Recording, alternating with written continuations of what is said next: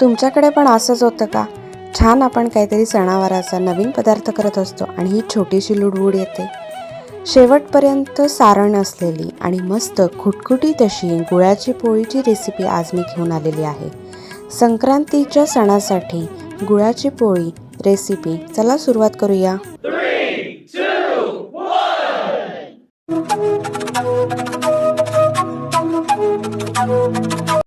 Hi hello नमस्कार, मी श्वेता तुमचं स्वागत करते आपल्या चॅनलमध्ये.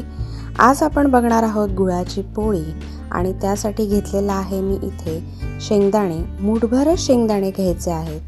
अगदी जास्ती शेंगदाणे घ्यायचे नाही, कारण ही शेंगदाण्याची पोळी नाही आहे, गुळाची पोळी आहे. त्यामध्ये मी वाटीभर तीळ घेतलेले आहेत. वजनी प्रमाणामध्ये हे 150 ग्रॅम तीळ आहेत. वाटीभर खोबरं घेतलेलं आहे आणि वाटीभर गूळ घेतलेला आहे. 5 ते 6 अशा वेलची घेतलेली आहे आणि मोठा चमचा जो मी दाखवला ते डाळीचं पीठ घेतलेलं आहे, बेसन घेतलेलं आहे. आणि आता मी इथे जे मूठभर शेंगदाणे घेतले होते ते छान भाजून घेतलेले आहेत. तुम्ही साल काढून घ्या किंवा सालासकट घ्या. मी सालासकटच घेणार आहे. आणि ते आता गार करू ठेवलेले आहेत, गार करायला ठेवलेले आहेत. आणि आता तीळ भाजून घेत आहे. तीळ पण छान असे तडतडून मस्त असे लालसर रंगावरतीच भाजायचे आहेत, एकदम काही भाजायचे नाही जास्त. तीळसुद्धा इथे भाजून झालेले आहेत. आता ते सुद्धा गार करायला ठेवूया. आणि जे 1 वाटी खोबरं घेतलेलं होतं ते मी आता भाजायला घेतलेलं आहे. लालसर असं खोबरं आपण भाजून घेणार आहोत. समप्रमाण आहे. 1 वाटी गूळ, 1 वाटी तीळ आणि 1 वाटी खोबरं, असं सगळं समप्रमाणात आहे. आणि बाकीचं मूठभर शेंगदाणे ते कशासाठी, तर बाइंडिंग त्या सारणाला यावं म्हणून. आणि बेसनसुद्धा बाइंडिंगसाठी. आता 2 मोठे चमचे होतील एवढं मी तूप घेतलेलं आहे, साजूक तूप. त्याच्यामध्ये आपण आता ते डाळीचं पीठ भाजून घेणार आहोत. हे लाडवासाठी भाजलेलं नाही आहे. थोडंसं असं गुलाबीसर रंगावर व्हायला लागलं, वास यायला लागला की ते आपण काढून घेणार आहोत. इथे डाळीचं पीठ पण भाजून तयार आहे. हे सुद्धा आपण गार करून घेणार आहोत. आता आपण जे मिश्रण पहिल्यांदा जे साहित्य आपण भाजून घेतलेलं होतं, म्हणजे खोबरं, तीळ आणि शेंगदाणे, हे एक एक करून आपण मिक्सरमधून बारीक करून घेणार आहोत. पण हे बारीक करताना सारण मिळून येण्यासाठी एक छोटीशी मस्त अशी टिप सांगते तुम्हाला, की जे तुम्ही बारीक करणार आहात त्याच्याबरोबर थोडा थोडा थोडा असा गूळ आपण त्याच्यामध्ये घालणार आहोत. तुम्ही बघताय मी इथे खोबरं पहिल्यांदा बारीक करून घेतलं, त्याच्यात गूळ बारीक करायला परत टाकला, म्हणजे ते एकजीव खोबरं आणि गूळ असं झालं. नंतर ते बेसन गार झाले की नाही मी बघितलं आणि जे आपण बारीक करून घेतलेलं होतं खोबरं आणि गूळ ते मी त्यात घातलेलं आहे. मग नंतर दाणे, वेलची आणि परत गूळ असं परत मिश्रण मी बारीक करून घेतलेलं आहे मिक्सरमधून. आता मग तिळामध्ये सुद्धा मी गूळ घातलेला आहे. तिळाच्या माझ्या 2 बॅचेस झालेल्या आहेत बारीक करताना, त्यामुळे राहिलेला गूळसुद्धा मी त्याच्यामध्ये बारीक करून घेतलेला आहे. गूळ त्याच्याबरोबर बारीक का करून घ्यायचं, कारण गूळ आपण त्याच्याबरोबर मिक्स केल्यानंतर जसं आपण शेंगदाण्याचा लाडू बरोबर गूळ मिक्स करतो तेव्हा त्याला एकजीवपणा येतो आणि ते पटकन घट्ट होतं आणि सारण तयार होतं. आता जे आपण बारीक करून घेतलेलं आहे ते सगळं मस्त हाताने असं मिक्स करून घेतलेलं आहे. तुम्ही बघता बेसन, खोबरं, गूळ, दाणे आणि तीळ हे सगळं मस्त मिक्स केलेलं आहे.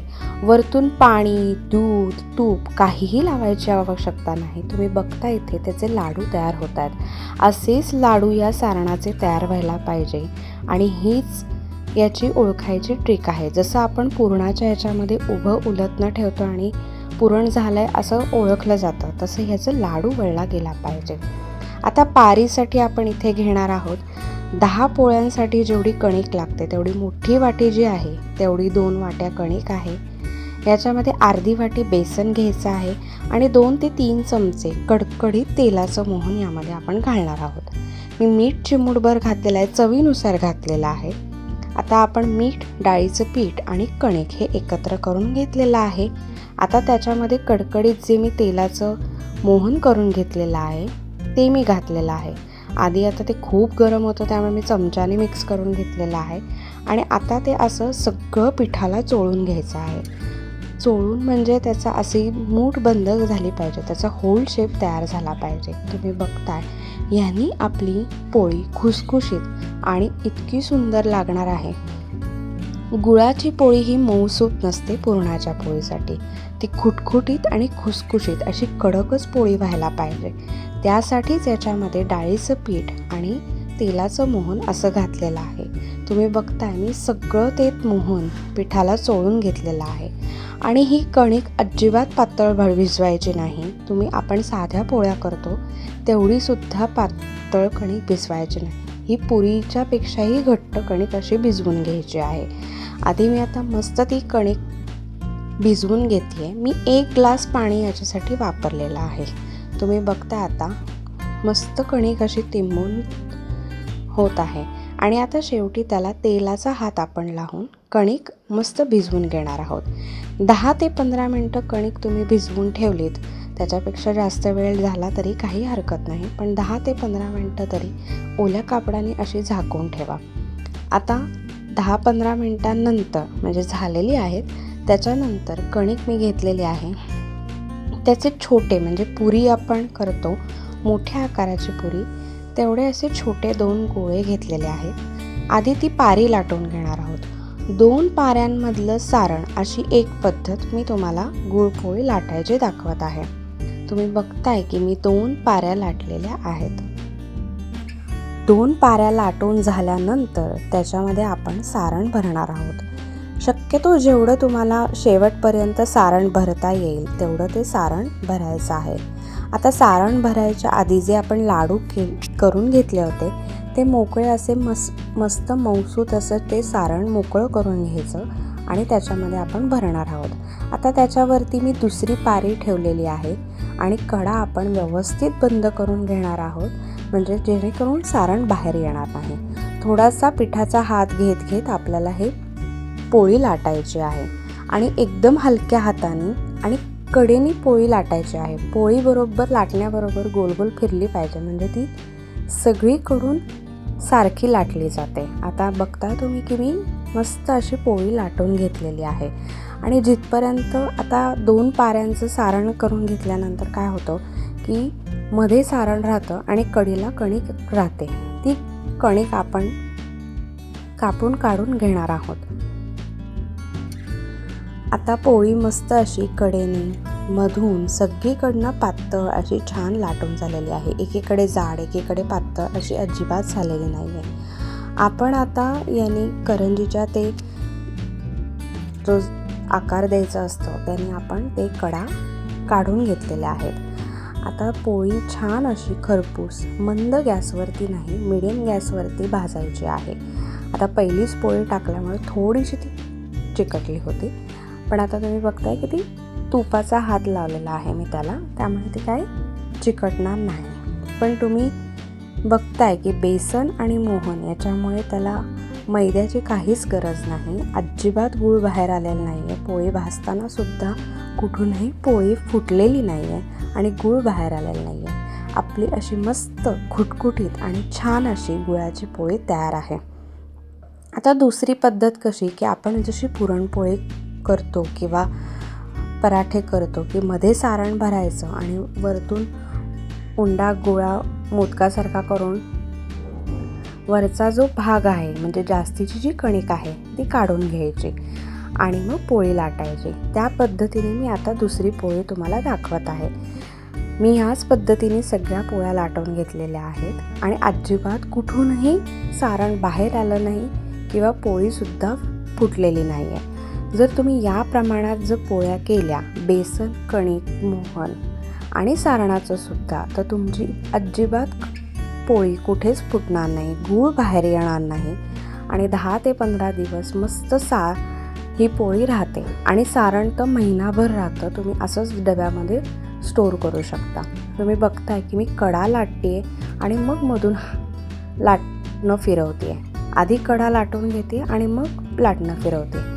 पालथी पोळी करून परत लाटायची नाही, तशीच सरकवत कडा आधी पातळ करून घ्यायच्या आणि मगच पोळी मधून लाटायची.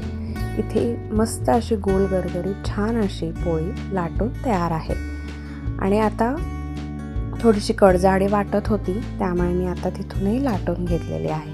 आता आपण हे भाजून घेऊया. तुम्ही बघताय शेवटपर्यंत सारण गेलेलं आहे. आता ह्या पद्धतीने जर तुम्ही पारीचं म्हणजे कणकीचं प्रमाण घ्याल तर अजिबात गूळ फुटणार नाही. इतकी सुंदर आणि छान पोळी होते. गुळाचं प्रमाण तुम्हाला हवं असेल तर थोडंसं वाढवा, पण एवढं गोड व्यवस्थित गोड आहे. काही काही लोक असे असतात की कमी प्रमाण घेतात, पण गोड पदार्थ हा गोडच पाहिजे. आता इथे पोळी तयार झालेली आहे. बघताय मी आता तुम्हाला तोडून दाखवते. खुटखुटीत झालेली आहे, जशी बाजारात मिळते अगदी तशी झालेली आहे. आणि मी उलगडून पण दाखवलं आहे. शेवटपर्यंत सारण त्याच्यामध्ये गेलेलं आहे. कुठेही कणिक तुम्हाला दिसणार नाही. तिळगुळाची पोळी अशी व्यवस्थित भरगच्च सारण असलेली आहे. आता बाकीच्या पोळ्या पण मी करून घेते. एकीकडे माझ्या मुलाचे पण उद्योग चालू आहेत, जे मी व्हिडिओमध्ये सुरुवातीला दाखवले. सगळ्या पोळ्या तुम्ही बघू शकता मी तशाच पद्धतीने केलेल्या आहेत, जी दुसरी पदार्थ दाखवला त्याने. याप्रमाणे जर या पद्धतीने आणि हेच प्रमाण घेऊन जर तुम्ही गुळपोळी करायला गेलात तर 10 ते 11 पोळ्या व्यवस्थित होतात. 3 ते 4 माणसांसाठी व्यवस्थित पुरणारे आहेत. संक्रांतीसाठी तिळगुळ, तिळाची वडी असे हे पदार्थ केले जातात, कारण आपल्याला आतून उष्णतेची आणि आतून गरमीची असते. तीळ उष्ण असतात आणि गूळ याच्यामुळे आपल्याला आतून उष्णता मिळते. आता इतकी पटपट तुम्हाला दिसते, पण मी ते फटाफट पोळ्या केलेल्या आहेत. बघताय तुम्ही अजिबात गूळ बाहेर आलेला नाही आहे आणि ही पुरणाच्या पोळीसारखीच लाटलेली आहे. आणि आता तयार आहे तिळगुळाची पोळी. तुम्हाला संक्रांतीच्या हार्दिक शुभेच्छा. तिळगुळ घ्या, गोड गोड बोला. लाईक, शेअर, सबस्क्राईब करायला विसरू नका.